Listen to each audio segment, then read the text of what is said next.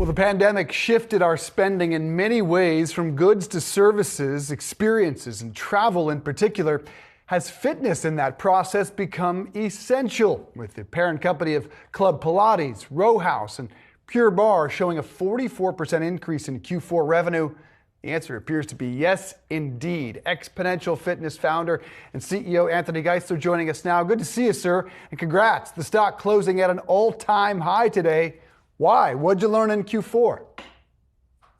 Look, we had an amazing year. I mean, Q4 was great. Q4 was better than three better than two better than one. So we continue to see this 2022 cohort quarter over quarter continue to do really well. But ultimately for the year, I mean, we sold over 1,000 franchises, opened more than 500 stores, did over $1 billion of system-wide sales, and grew EBITDA by 170%. So you're right. Our members do view this as essential.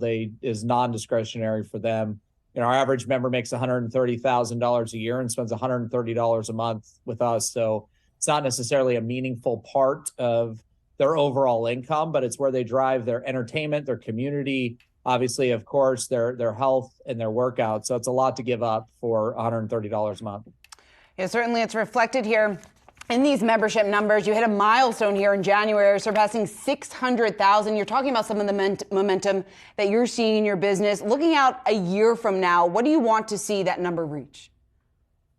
I mean, look, we comped 25% year over year, 17%, in Q4 alone. So, we believe that we'll continue to see tailwinds from, other competitors that went out of business during COVID. There's displaced members and labor and real estate that we're able to take advantage of.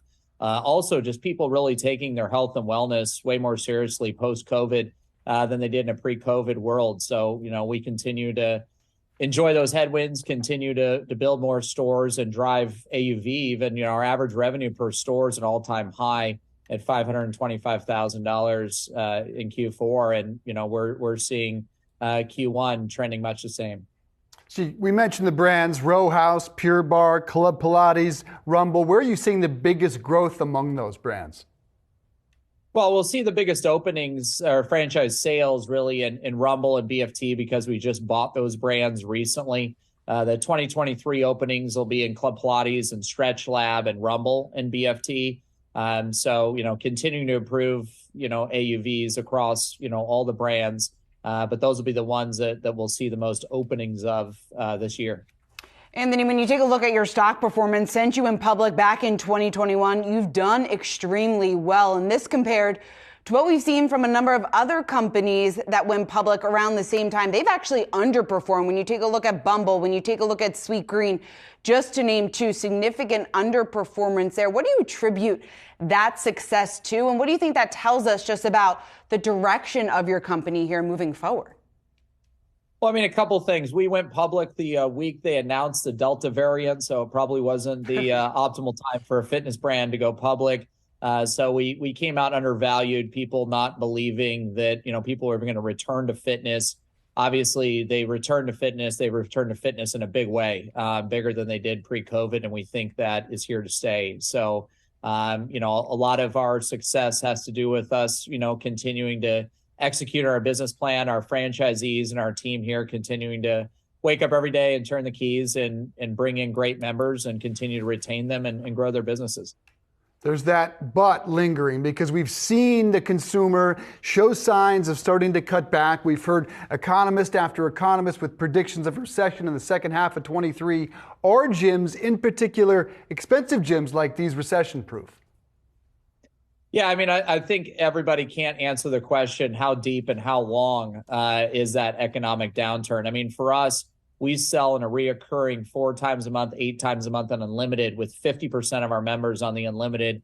And we're not seeing any trade downs from Unlimiteds. We're not seeing any increase in cancellations or freezes across our brands. So, we've continued to hit all-time company highs quarter over quarter into these headwinds. So we believe, of course, there must be some headwind, but very hard for us to manage what that headwind is, given that the company continues to outperform itself quarter over quarter. Anthony, we talk a lot about the importance of loyalty here for consumer-facing brands, for companies like yours. I know you have the XPass for members. What do those membership numbers look like, and how big of a revenue driver is that for your business?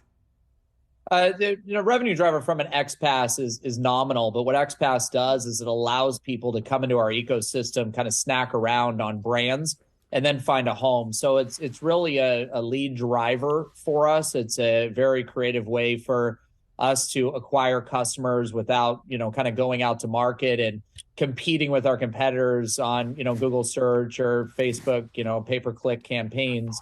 We're able to do some of these, corporate B2B deals like we did with LG, where our X Plus appears on all the LG televisions, or Lululemon Mirror, or with Princess Cruises most recently, where we're building gyms on the boat, but we're also have our digital product in 23,000 staterooms, and people can leave purchasing a promotional X Pass to take back home to go utilize in the locations around where they live.